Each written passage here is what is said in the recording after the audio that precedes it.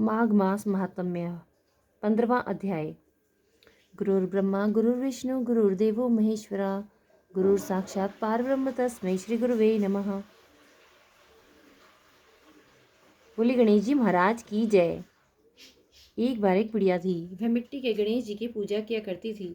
रोज बनाती थी, रोज गल जाते थे। एक दिन बुढ़िया ने देखा कि एक सेठ का मकान बन रहा है। वह मिस्त्री के पास गई और बोली, भैया मेरा पत्थर का गणेश गढ़ दो। मिस्त्री बोला कि जब तक हम तेरा पत्थर का गणेश गढ़ेंगे अब तक पूरी दीवार नहीं चिल लेंगे। बुढ़िया बोली कि राम करे तुम्हारी दीवार टेढ़ी हो जाए। ऐसा कहकर बुढ़िया चली गई। शाम को सेठ आया तो उसने पूछा कि आज कुछ भी काम नहीं किया। तो मिस्त्री बोला कि एक बुढ़िया आई थी, कह रही थी मेरे पत्थर का गणेश गढ़ दो। हमने नहीं गढ़ा तो कह गई तुम्हारी दीवार टेढ़ी हो जाए। तब से दीवार टेढ़ी हो जाती है, ढानी पड़ती है। सेठ ने बुढ़िया बुलवाया और कहा कि हम तुम्हारे सोने की गणेश जी गढ़वा देंगे, तुम्हारी दीवार सीधी करा दो।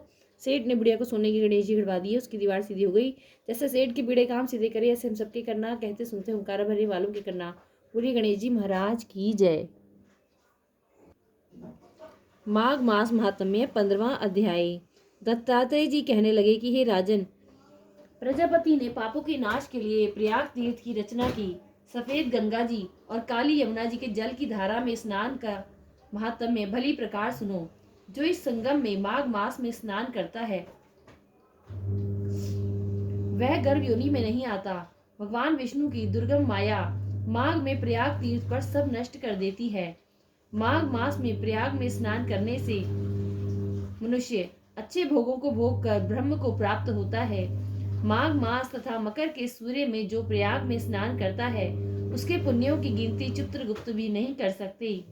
100 वर्ष तक निराहार रहकर जो पुण्य प्राप्त होता है वही फल माघ मास में 3 दिन प्रयाग में स्नान करने से होता है। जो फल 100 वर्ष तक योगाभ्यास करने से मिलता है, जैसे सर्प पुरानी केचुली को छोड़कर नया रूप ग्रहण कर लेता है, वैसे ही माघ मास में स्नान करने से मनुष्य पापों को छोड़कर स्वर्ग को प्राप्त होता है। परंतु गंगा यमुना के संगम में स्नान करने से हजारों गुना फल मिलता है। हे राजन, जिसको अमृत कहते हैं वह यह त्रिवेणी ही है। ब्रह्मा, शिव, रुद्र, आदित्य, मरुदगण, गंधर्व, लोकपाल, यक्ष, गुहाक, किन्नर, अणिमादि गुणों से सिद्ध तत्व ज्ञानी ब्रह्माणी, पार्वती, लक्ष्मी, शची, नैना, अदिति, संपूर्ण देव पत्नियां तथा नागों की स्त्रियां, घृताची, मेनका, उर्वशी, रंभा, तिलोत्तमा, अप्सरागण और सब पितर, मनुष्यगण, कलयुग में गुप्त और सतयुग आदि में प्रत्यक्ष सब देवता माघ मास में स्नान करने के लिए आते हैं।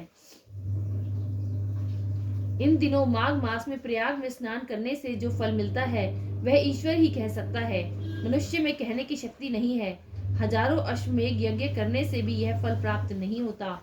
पूर्व समय में कांचन मालिनी ने इस स्नान का फल राक्षस को दिया था और वह पापी मुक्त हो गया था।